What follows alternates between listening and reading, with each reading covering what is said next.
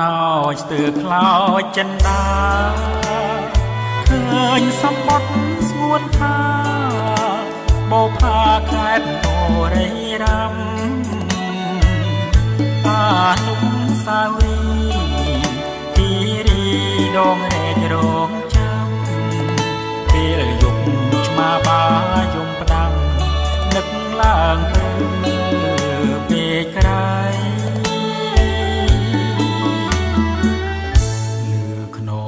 ដំរីកាលស្រីនឹងបងបណ្ដាគ្នាត្រសងកំសាន្តដោយខាវៃកៃវិជ្ជាក្រមាអូនបាក់ដោយផ្ទាល់ដៃស្រីកម្មការជ្រឹកឆាអប្រៃដាច់និស័យស្នេហ៍ខ្ញុំរឿង7ឆ្នាំបងចាំមិនភ្លេចស្រណោពីងពេជ្រសម្បត្តិនៅលើខ្នងភ្នំអូនបដូរកនសែងបត់តែងក្នុងព្រៃដីភ្នំបងភ្លេចអូនចាំទាំងយំ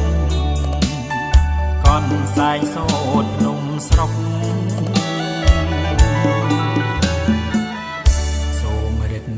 ដេកជាងទួស្ពិតបារមីជួយពត់ចោស្រស់ស្រីថារៀមបងត្រូវវិលវិញ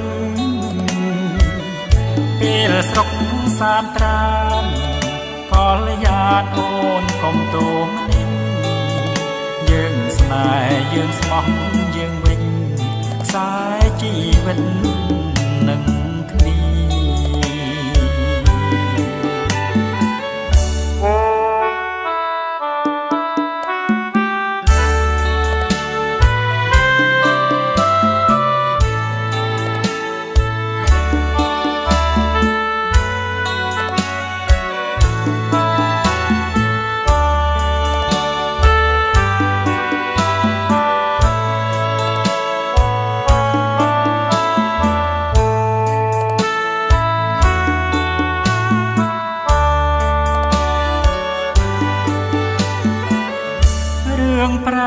7ឆ្នាំបងចាំមិនភ្លេច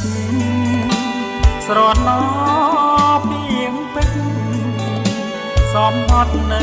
លើខ្នងភ្នំអូនបដូរកនសែងបត់តែងក្នុងព្រៃដីភ្នំបងភ្លេចអូនចាំទាំងយំ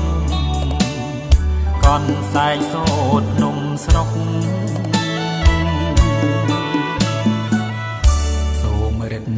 ដេកជាងទួស្ពិតបារមីជួយពត់យោស្រស់ស្រីថារៀមបងត្រូវវិលវិញពេលស្រុកសានត្រាន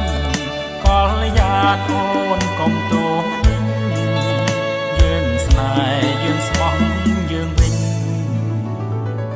ខ្សែជីវិតនឹងគ្នា